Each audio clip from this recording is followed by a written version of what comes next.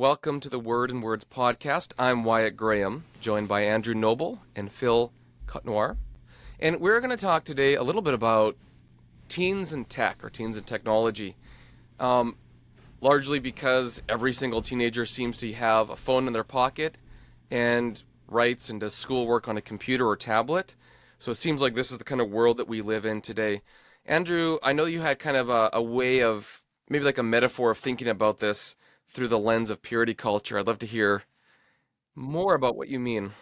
Yeah, so I kiss dating goodbye, the idea of, let's move beyond these cultural norms of dating and let's be biblical. There was that movement in the 90s and 2000s that I grew up in. Like, I was born in 1989. So I kind of remember hearing Like about Taylor it. Swift.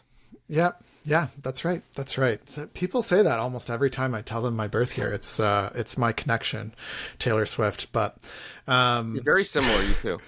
you and your TGC people always talking about Taylor Swift. I don't know if that's. I have a whole series for TGC coming out on Taylor Swift just because of Oh, the important theological implications of terrific. whatever happened about something. Well, yes. So you have that purity culture. You have this, response, and then you have I think, some poor information given in response. So it's like, you're going to have a better sex life if you don't kiss before you're married. You're going to this, that, and the other thing. And there can be a similar, legalism that is coming with technology. So don't give your kids a phone before they're 16, or else they're going to be anxious. If you don't want your kids to be depressed, then don't give them a phone. And there's truth in that phones cause depression and anxiety. I'm not saying that, I'm not discounting just like I wouldn't say that it's okay to, make out and lust before you're married. So I just think that there needs to be more thoughtfulness, rather than legalism. We need to grow in virtue and character and self-control. And so I recently spoke at a high school retreat, and I was thankful that I had multiple times to speak with them about it, and just to clarify with them that, like, they need to figure things out for themselves. Like, they're responsible for themselves. Like, they need to decide. They can't just hear a boundary marker and then grow up with that. They need to grow in virtue. They need to determine their own boundaries and set their own boundaries for themselves, even a rule of life, if you will, though I didn't go down that rabbit hole. So yeah, I think there's some of that's informing it, but I respect the fact that it is really dangerous too to be on social media as a teen.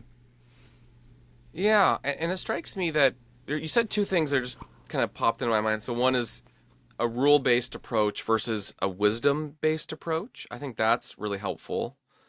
I also think you implied throughout there's a difference between, like, is it all the stuff around us causing us to be anxious and worried and depressed, or is there something inside of us? Now, I don't think it's an either or, like that's kind of a false alternative. Correct. But I think sometimes in this conversation I find that people overspecify all the external stuff. Mm-hmm. It's the phone, it's social media, and I'm not denying that they're contributors. And even really good books, because that's kind of how it's how do you explain, like, I really love Samuel James' book, Digital Liturgies, for example. It's awesome. But I did feel like in the cumulative argument, you almost come away with the impression, because of all the external stuff, that's the big problem. I don't think if you ask Samuel, he would say it like that. So don't mishear. I'm not saying, I think it's a great book. And I think a part of that is just kind of how we're wired. But I would go back and say, do we have real created capacities for self-control, for virtue, for courage, for wisdom? And if we do, how do we move from potentially having those to actually having them? Because I think if you actually have self-control, then you will begin to use your phone, I guess my phone is right here, as maybe a tool for some end that is good, or your computer as a tool for some end that is good, and can maybe prevent some, if not most, of the negative effects of digital media. And I know that sounds really, like, unappealing, because the solution is work on yourself, not just bring a hammer to the phone. but in fact, if you destroy the phone, you'll be addicted to your Nintendo Switch next. You know what I mean? Hmm. I don't know. Maybe Well, that's too simplistic. no, we need to push back against this like input output parenting. I talked to Kirsten Sanders recently for my other podcast, the What Would Jesus Tech, and so Are you she cheating on us? basically, yeah, I have another podcast. I'm doing stuff with other guys. You're one to Sorry. talk, Wyatt. Um, so she really, you know, just she just thinks that parents are so hard on themselves, and they think that their kid grows up based around anything the parent does, as if they're a machine. The child becomes a machine that we Yeah. input things into, and then the output is whatever is only based around our inputs. And it's just a really, really poor way of looking at human beings. And so, yeah, I not, you know, so you just look at the data. Oh, here's how I need to program my child. Literally, we program them. We fill up their schedules with programs as if they're machines. And Yeah, so so good. this is where, you know, I appreciated her pushback on even some of the rule of life language. Like we just really want rules to raise our kids rather than us raising our kids, rather than, you know, being people rather than just doing things. Phil, you've read The Anxious Generation. Do you reading think it. this resonates with that book? What we're saying here, or is The Anxious Generation kind of just like anti-technology, anti-teens on technology, etc.? I will say that reading The Anxious Generation makes me a little anxious as a parent.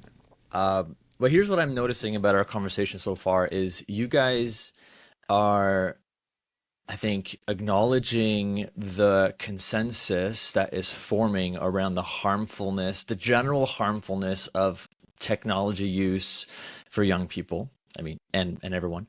And now you're guarding against excessive reactions to that, or unhealthy reactions, rule-based reactions, or things like that. Mm-hmm. But I would see, I'm still back a couple steps behind you guys, where in the circles I'm in, I don't see a consensus even in Right. the church. So I don't even really have opportunity to have this conversation about the harms of technology. I don't see that taking place very much in society and in the church sort of circles where I am among Christian parents. So I feel like I don't have yet the luxury of worrying so much about the particular shape of our reaction to the consensus about the harms of technology. Mm-hmm. um, I'm still trying to figure out how to help people think through the basic fact of that giving your kid a smartphone at 11 years old is, with internet connected social media, is not a good idea. Um, Yeah, and or we should that just make playing, that point clearly. or that playing, 20 plus hours of video games is just not a good, is just not a great idea for to give your boys as they're growing up. Like that's what I did growing up. So there's a certain, maybe there's a reactionary there element on my end, but yeah. So that's what I would want to actually just sort of pause our conversation and just roll back and say, well, what is the consensus, and do you guys feel like parents have absorbed that consensus? Because I think what you guys are saying is true and helpful in terms of how we then, okay, how do we move forward in a way that's wise and biblical, and not just making the same mistakes that purity culture fell into by legalism and other kinds of things. But I don't feel like I'm there yet. Well, and one of my underlying arguments here too is that there's a lot of good in purity culture, because in the 90s, basically you were there's an analysis done of the top 250 highest grossing movies in comparison of year 2000 and the year 2023. The number of movies late 90s that did not have nudity or sex scenes. What percentage? What percentage did not have nudity or sex scenes? Of those top movies, Yeah. In the 90s compared to now, I don't know. I have no idea. I'll say 50%. So, so in the 90s, it was 20%. So basically, you go to the movies, one out of every five highest grossing movies would not have a sex scene or nudity. Whereas now today, you're much less likely to experience a movie that has that. There our culture in that way. Now, part of this is due to the availability of pornography. So there's other avenues and people don't go to the movies in the same way for the same purposes. But there's a different cultural norm around some of the purity stuff, at least. Like, kids aren't dating these days. Like, dating is way down. So there's not even talk about purity because they're just not dating at all until they're in their 30s. That's right. So anyways, so there's good in teaching kids about the harms of things, teaching them that, you know, of their peers. Like, one of the things that I do when I teach kids on this, I go through 8 ways that social media harms you. I say, you know, here are the 8 ways. And I go through the stats in each one to talk about how, you know, from an addiction standpoint, nearly half of girls who use TikTok, 45%, say they feel addicted to the platform. 1/4 of girls say TikTok gets in the way. 45%? 45% say they feel So addicted. half feel addicted, Yeah. roughly. 1/4 of girls who use it, so 1 in 4, say it gets in the way of their sleep every day. Wow. The majority of girls who use Instagram and Snapchat, 58% and 57%, say they've been contacted by a stranger on these platforms in ways that make them feel uncomfortable. And this is, just in this weekend retreat that I was at, like, this is the lived experience. Like, there's creeps that talk. And I talked to one parent who said that creeper conversation led, without them knowing, to pictures being sent back and forth. And later the teen girl confessed and talked about it. And they, you know, and she was like 15 years old, like regular churchgoer, whatever, didn't think of anything. But this is just the norm of what kind of happens. The anxiety rates are just like, it's so scary when you look at the stats, both in the anxiety and when it comes to depression.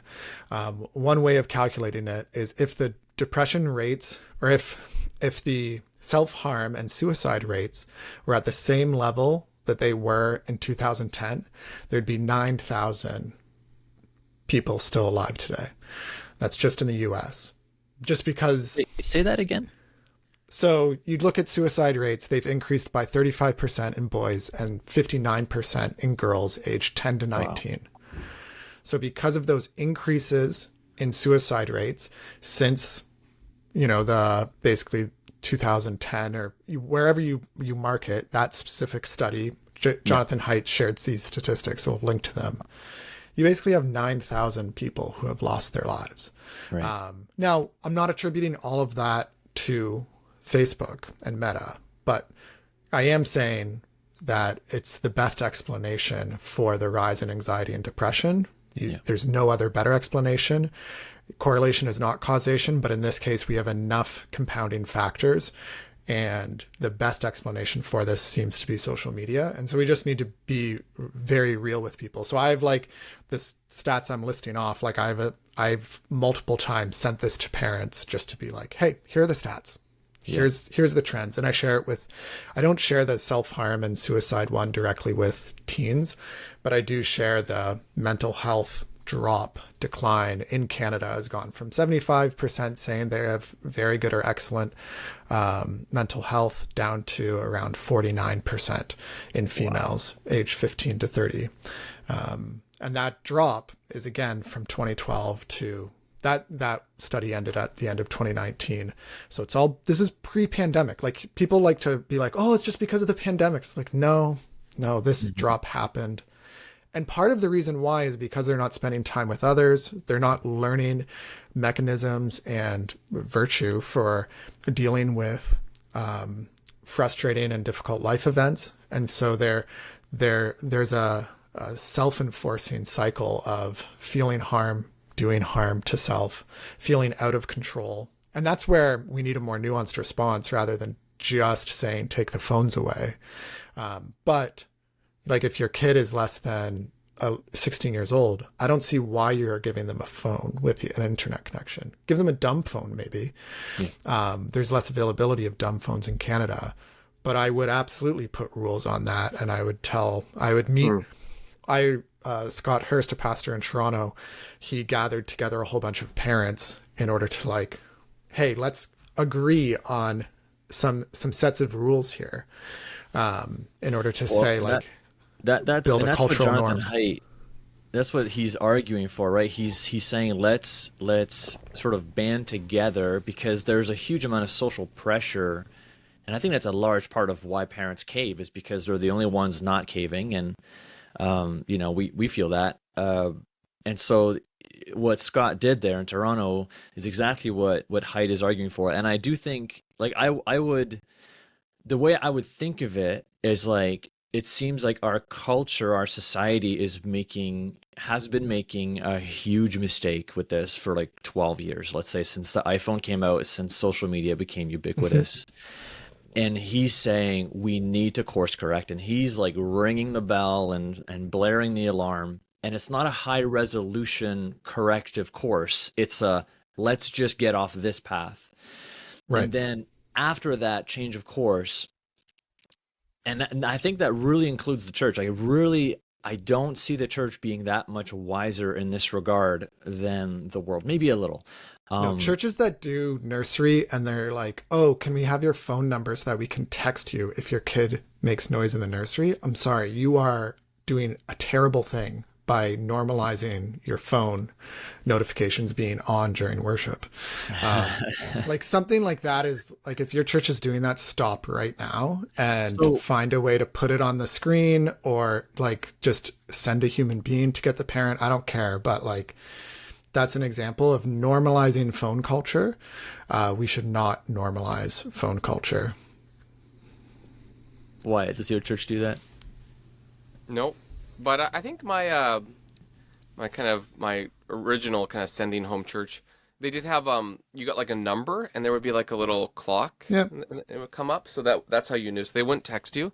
Yeah. They may text you now. I'm not sure. Sometimes with the advance of technology, churches just sort of adopt and adapt to whatever's newest. So Yeah, as I it's was not listening, malicious, it's it is. It just you don't. And it's not like no one has a bad thought. It's just kind of you adopt. Here a lot of what you said I've heard before, and even taught on. One of the things though, it's kind of a chicken and an egg thing, but there's a number of other things that are happening. I think in the late 20th century that help to accelerate what we're seeing, without denying any of what you just said, but sort of just giving more context. Mm-hmm.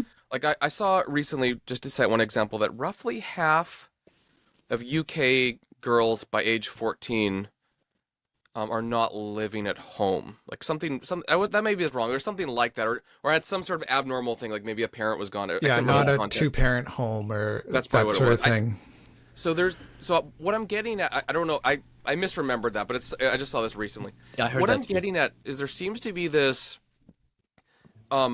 almost unmediated push for individual freedom without consequence or responsibility, whether that means no longer being a father or a mother, no longer having children, no longer having a home with structures like traditional structures so that you're just all on your phones, at the dinner table or whatever it is.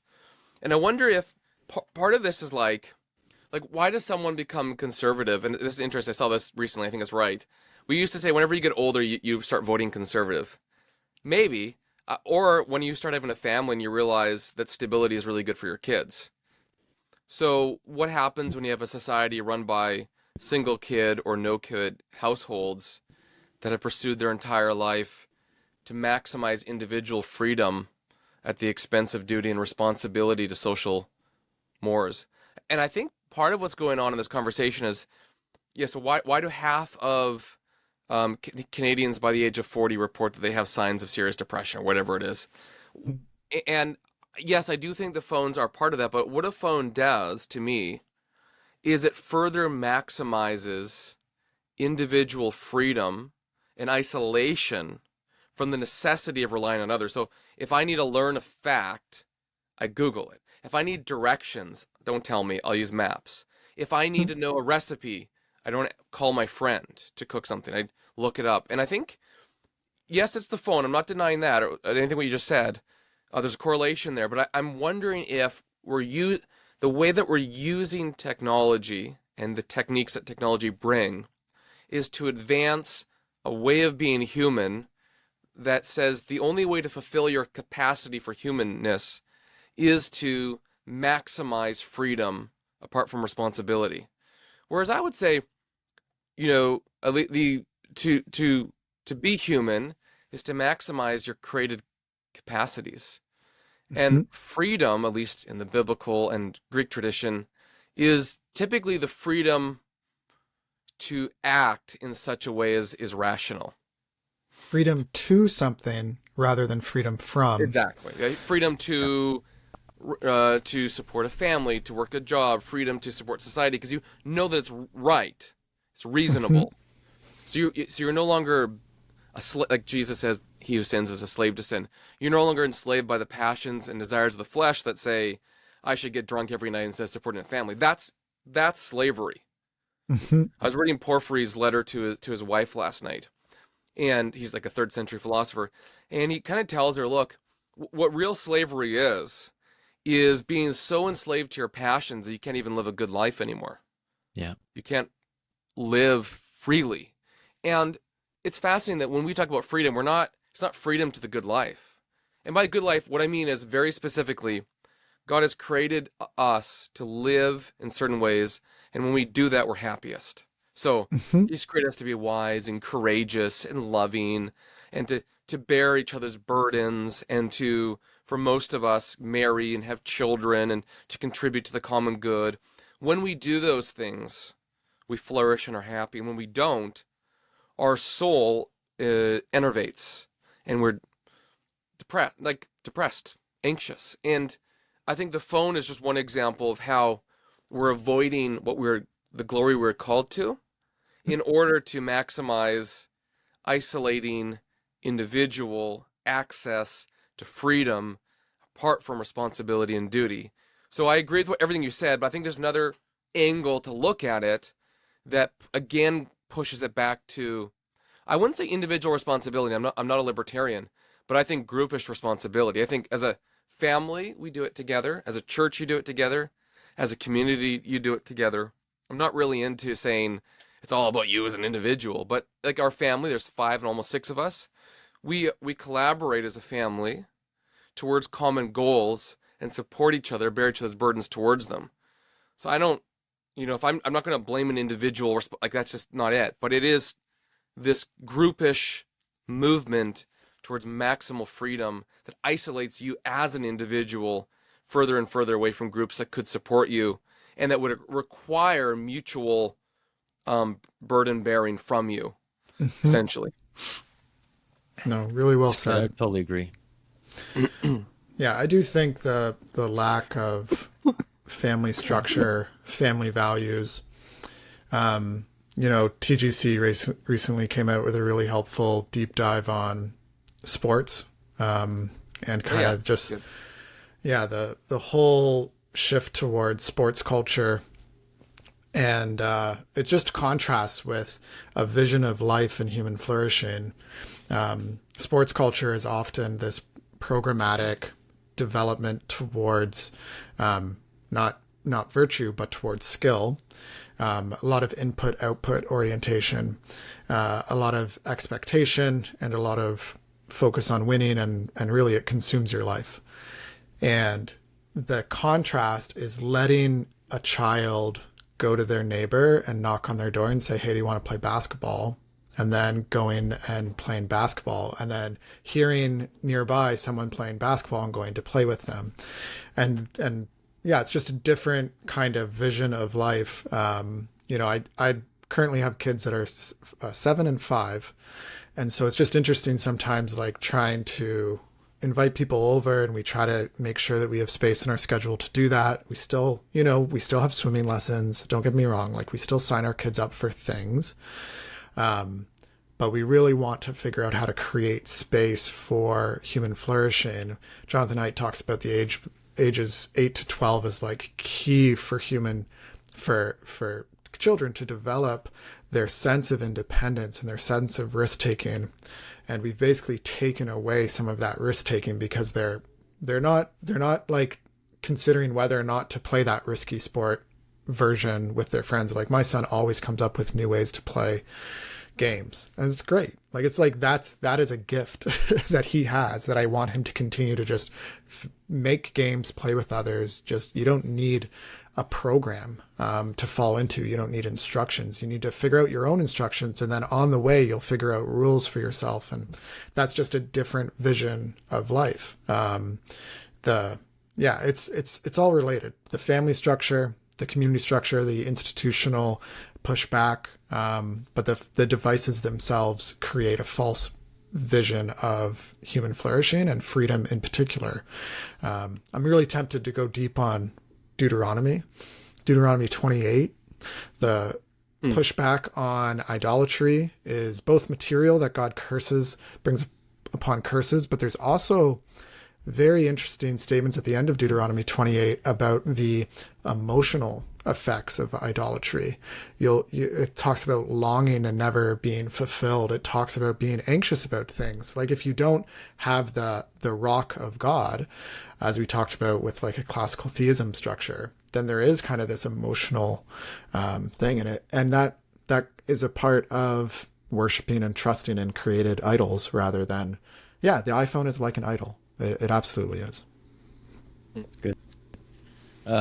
It reminds me of, well, I think what it makes me think as we look back on what we've said so far, it's not enough to say that technology, digital, handheld, smartphone technology in the hands of teens is a bad idea, and that by removing that element from your child's upbringing, that all will be well.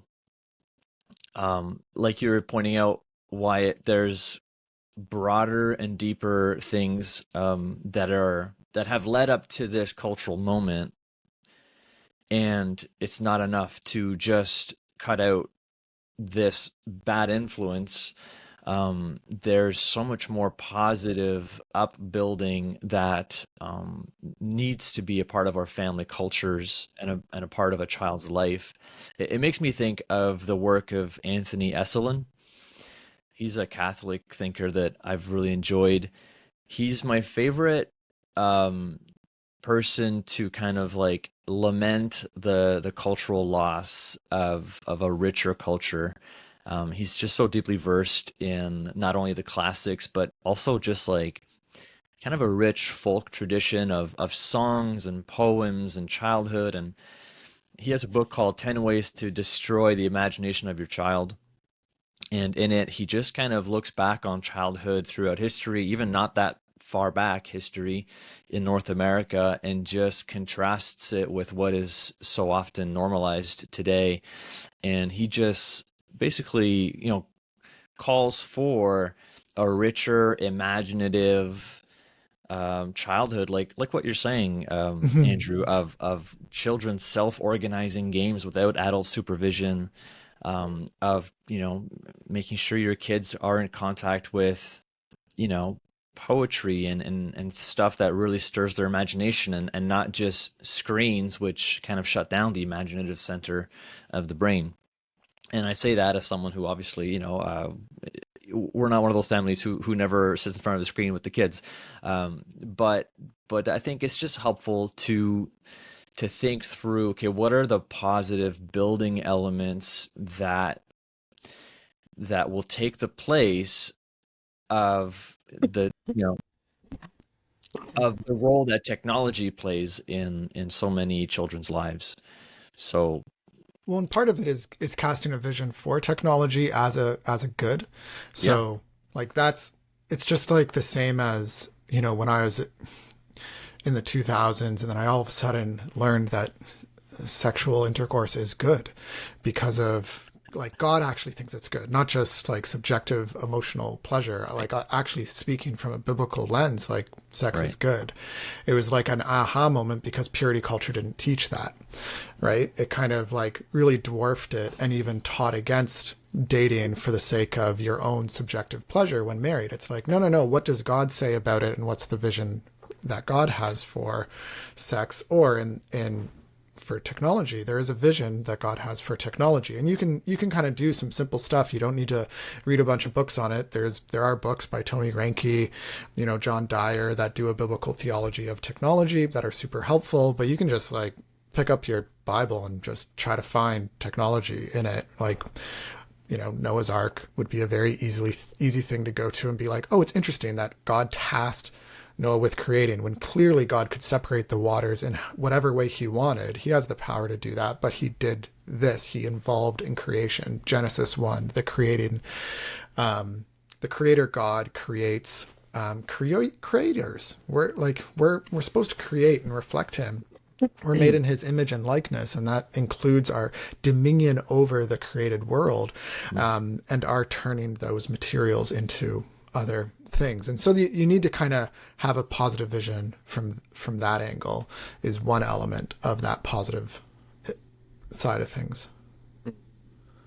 Yeah, I think having positive view too helps you to think through, okay, so you might say, okay, video games are bad, we don't do video games. But that's the rule-based thing. So wisdom is, hey, at Christmas we got the new Zelda game, let's all play it together as a family, talk, like I actually think, it becomes kind of funny when you start saying like phone is bad, don't use it, and you're like, okay, but how do you get a job? Well, you have to call someone, it's like you need a phone. A lot of times you have to be connected to email and all that kind of stuff too. When it comes to video games, I'm not sure, Phil was saying 20 hours a day. I don't know what you meant by that, but like spending that much, It's at a week. that's a week. Okay, yeah, it's not maybe the best. But then, what if you're on a holiday and it's just a fun way to unwind and you're playing a game with your family? Like I used to play games with my dad and all that kind of stuff. It's just, it's sort of fun, kind of relaxing thing. So then the goal is to say, well, are you doing recreation together to build a relationship? Yeah, do it. You could play tennis together. You could play a game together. You could play Mario Kart together. Like what? So think of it that way. And then you don't have to really live by this sort of unflinching rule that is sort of like the purity culture thing where like you can't do X, you can't do Y, you can't do Z. Instead you think, what are my big goals? Are my big goals to build relational intimacy with my family? Okay, here are 5 things we're going to do for that goal. And then this doesn't build it, boom, I don't do it. So I think, like one of the things, like, so I read to my kids stories every night, and recently we all get together and we started listening to audiobooks as well. And I'm not sure that's a great long-term solution because I like actually reading to them. But when I'm sick, it's great. Like my throat hurts or whatever. It's like, oh, what's an audiobook with you guys and cuddle up? And so I don't really, in that case, think that I'm, I wouldn't say that you're just handing yourself over to technology. You're listening to a book together. Which, by the way, one podcast we should do is, I think hearing something read is superior to reading something on a page. I don't even know if reading something on a page is real reading. Oh man, Audiobooks that's totally are an much more episode. real. Yeah. There's too much hate against audiobooks these days. Well, that's a bold take. Bad readers don't know how to read audiobooks. That's why they have to read the page because it's for weaker minds. I'm totally kidding as a side note. I'm the polemics. It's just as a joke. Shots If you're hearing this, you fired. don't know me. It is a shot fired, but it's more of a joke. But I actually do think audiobooks are more real than other ones. Anyways, so yeah, and I'll just say I think you just kind of know what technology is and what you're trying to accomplish, and then you don't have to feel like I can never play video games, or I can never have a computer, or I can never watch Netflix, or whatever it is. No, just have self-control, And at the end of the day, you might find that some things, like I find some things are just way easier for me to do. Like if my phone's beside my bed, it's way more likely that the habit of checking it will happen. But if it's outside my room or far away or whatever, yeah, way less likely. So it doesn't mean that you don't have any, there's no like, you're not just ultra spiritual and like nothing outside of you affects you. The more tired you are, the more grumpy you'll become. So you have to be aware of that. The more tired you are, the more you might check your phone because it's just self-control is harder when you're sleep deprived. So you just got to know yourself, your whole self, because you're a union of body and soul. You're not just a little Descartes ghost in your body. Yeah, input, so output. I don't think you have to deny those things either. No, I just to add to that, one of the things that I've recognized in some parents and with myself that I've course corrected on is the tendency to use technology. Like when a baby's a baby and they're crying and you give them the soother or a pacifier, whatever you call it in your country, it helps settle them down. And I don't think that's wrong to use a pacifier, but you do need to mature into some level of emotional regulation as you grow into adulthood. But the tendency with toddlers and with kids is to give them a screen in order to help them settle down, and that really reinforces a bad habit. And you need to catch this in yourself as well. Like when you are feeling down or anxious, or you have those emotions. Go back to Deuteronomy. Are you choosing life, or are you choosing idols? Life is in God himself, according to Deuteronomy 30:19. We need to choose God in those moments when we have the Deuteronomy 28 anxieties and heart longings in this world. And so it's not to say that we can't, be quiet and work with our hands and be productive. But when you think about the choice on what you're going to do in that anxious moment, I distinguish between consumption and creation. So the difference between gardening and watching Netflix is huge. One is creation, the other is consumption. And generally speaking, the thing that's more in tune with who you were created to be in the image of God is going to be tied with creativity. And you can use technology there rather than consumptive technology. The podcast called Gospel Tech, Nathan Sutherland, it's all about parenting and technology. He has like 170 plus episodes at this point. I've not listened to them all, but that guy can speak for hours and hours on this topic. And he just simplifies it down into tool tech and drool tech, which I kind of like that. Tool tech, drool tech, like what you just visually, you think about using it as a tool. And he says that most technology in schools these days that is introduced, it starts under the assumption that's going to be tool tech, but it's actually has all this drool tech embedded in it, which often is more consumptive. If you want a more academic, sophisticated way, you could be like Albert Borgman's device paradigm is drool tech, you have different ways of breaking this down. But at the end of the day, you got to choose for your kids what is the vision for flourishing. There's been it's a website called Hang 10 Movement by Justin Brierley. If you're looking for a bunch of rules, sure, join the Hang 10 Movement, hang10movement.com. It gives you 10 rules. Wait until 10th grade for smartphones. No phones in schools. Number 3, we encourage important conversations to be face-to-face. 4, we adopt communal aspirations. Number 5, we have no zones, places where technology just doesn't belong. Number 6, we place screens in public places. 7, we have homes for our phones. So similar to what Wyatt was saying, don't put them beside your bed, but put them in their home. That's separate, so that it's less of a distraction and less of getting in the way of human-to-human interaction. Number 8, own your settings so that your settings don't own you. That's just a catch-all category for use good settings on your phone, like screen limits or things like that. Parental restrictions. Hey, I've written an article for TGC Canada on that.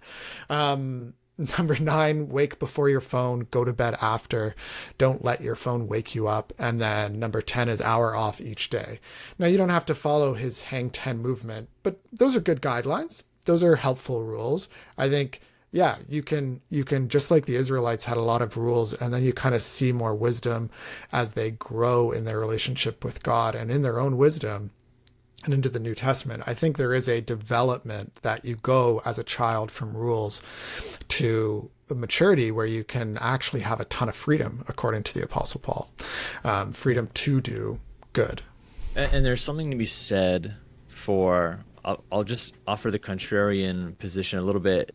There's something to be said for, give me the 10 rules, because I don't want to spend, a whole lot of time figuring all this out. Let's say for busy people who just want to course correct, then maybe 10 guidelines, implementing them is just going to be a great step in the right direction without having to sort of think through all the philosophy of technology and all of these things, which I think some people need to do to be able to guide us and teach us in these areas.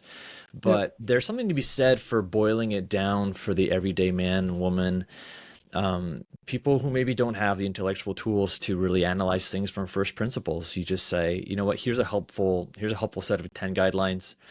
And that's not all, but I do think that there's a place for that, for the public, for the everyday churchgoer. So what would you guys say to that? That's my little poke in the eye. I'll just first correct myself. Not Justin Brierly, Justin Early. Similar, okay. but different. Different Justin. All I would say is, if it's great to obey the 10 Commandments, but I agree. if you've not thought about how the 10th commandment, do not covet, can, your neighbor's wife can include all sorts of ways that you might desire things that you shouldn't have, then you might need to have a bit of wisdom added to that. It's great not to murder, as I can't remember the commandment number at this second. It's great do not murder is true, so live by that rule. It's also great to notice that if you hate your brother in your heart, you've, in essence, broken that commandment. So, to me, I would say, yeah, if someone's a single parent or a busy professional, give them the 10 Commandments for life, for sure. But at one point, you're going to have to reflect on their meaning. You're going to have to reflect on, hey, maybe I shouldn't hate people at work because, well, it's not ending their physical existence like murder is. There is a real sense in which I'm still transgressing that rule. So when it comes to you're using the 10 Commandments as a metaphor for the tech guidelines? Well, I think it's great to have 10 rules for life, like for technology, like don't use, don't you have the phone in your room, etc. But at the end of the day, you're gonna have to reflect on why, so that when the next tech comes out, you know how to, by analogy, adapt to it. So when phones are out next year or in 5 years, and we're all using these Ray-Ban, whatever, Ray-Ban Meta glasses. Yep. Yeah, when we start using those for everything, it's like, well, I need these glasses to see. They're my prescription, so I need them in my bedroom. Or you know what I mean? Like, so I think if you create those rules, and then you have to adapt to a new situation, unless you have wisdom, you can't adapt. And that's the same way the theology works. Like, yeah, you should memorize the 10 Commandments, but then when you reflect on them, you realize do not lie, or bear false witness, rather, also includes regular lies, also includes slander, also includes all this kind of other stuff. And therefore, that command, when you adapt it to a new situation, is still valid and authoritative. Likewise, if there's a rationale behind not having your phone in your room or reducing the amount of notifications you have, that will apply to Ray-Ban Meta glasses, which I actually think they might be. I don't think they're going to replace the phone per se, but I think they're definitely going to be side by side easily. Check out the What Would Jesus Tech episode on those. That was very helpful. Thank you, Andrew. Oh, I didn't hear that one. Co-hosts. Yeah, it's good. The Zuckerberg interview, you can just listen to the Zuckerberg interview. That's what I heard. It's a fascinating series of reflections. He's been very open about what he expects the future to be, and he kind of simplifies it into this evolution. So what you said made me think of something, Wyatt. Like, in the same way that the 10 Commandments are great, and they also are like a portal as you reflect on them. They actually reveal so much about who God is, and also what humans are. In a similar way, if you had 10 wise guidelines for the use of technology as technology stands today in 2024, reflecting wisely on those would reveal a lot about not so much God, but about human beings, like a good anthropology of understanding what is a human being and what is human flourishing. And I think, so that's a good point, that, any good principle should actually encourage and guide our thinking as we think, well, why is it that it's better to have face-to-face conversations as a family rather than just text each other from other rooms, or any kind of these things? It says something important about who we are as embodied souls, as you guys were saying. And one piece just to clarify, when you have these rules for life, whatever they look like, yes, they're not they're not divine law, but they actually, wisdom, if it's wise, must express the law of nature. namely The the law of law of nature? nature. Nature. Because the law of nature is the law that got imposed upon the created order. So there are 4 seasons. You need to water a plant for it to grow. That requires patience and nurturing and care. It has to correspond to the way things are. So if you have wise rules for using social media that are centered on temperance, self-control, all this kind of stuff, it has to be based on reality, or else you can't really extrapolate wisdom principles down the stream from it. So I would say, was it Brealey's 10 rules? Um, like, I have to look at it more Clearly. carefully, but I'm assuming those are all applications of some basic principles that are universally acknowledged. Like, you should not be spending your entire day in pleasure, but you should also have, duty and obligation and so on. So it'd be based on something like that. You should do no harm, and therefore you shouldn't harm yourself by losing sleep by playing Candy Crunch or something. So, Candy Crush. Sorry, I never played. I don't think I've ever played it. So, possibly I have no idea. I think it's more important to think through these rules as expressing universal common notions that are universal because God made the world this way. Right. So that's why the 10 Commandments are so valuable, because they're not only part of the eternal law of God expressed in human words, but because they're part of the eternal law of God, they of necessity are connected to natural law. There's a single law ultimately, it's just God's will. And you can come at that from different angles. Well, yeah, even a sustained reflection on the second commandment will lead to some interesting thoughts on technology. Why did God give us a second commandment? Not simply worship only God, but do not make for yourself an idol out of any. And then it's like one of the longest commands. It talks about in the image of this or in the image of this. And there's something like, why did God give that command? Because of the temptation of humanity after the fall to rely on created objects to fulfill them, to be the thing that they glory in. And yeah, that's a deep reflection. It's like Blaise Pascal. The reason why he has that famous quote are, not our hearts are restless until we find our rest in him, but yeah, that was Blaise Pascal for sure. All right. The other one, man's greatest, what is it? All of man's problems stem from his inability to sit in a quiet room alone. Right. And there's different translations and versions of it, but at the end of the day, like, we just struggle. We have this anxiousness, this, call it, I think a lot of parents, if they're really honest with themselves, they want to know they're doing a good job. So they don't want to simply do a good job. They want to know they're doing a good job and get that sense of satisfaction to calm that restless, anxious parent energy. Mm-hmm. And so if you just give them 10 rules, then they'll all of a sudden say, I did the 10 rules.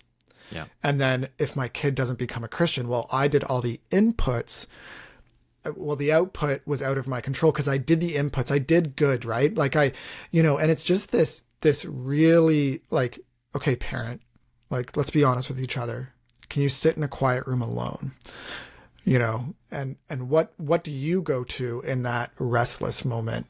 And are you obeying the second commandment? And what do you think about that? And I just want, parents to be formed well so that they can form their children well. And I think we're living in a time where it's more important than ever to have kind of a way of life figured out because of, we've talked about it in terms of the changing cultural norms.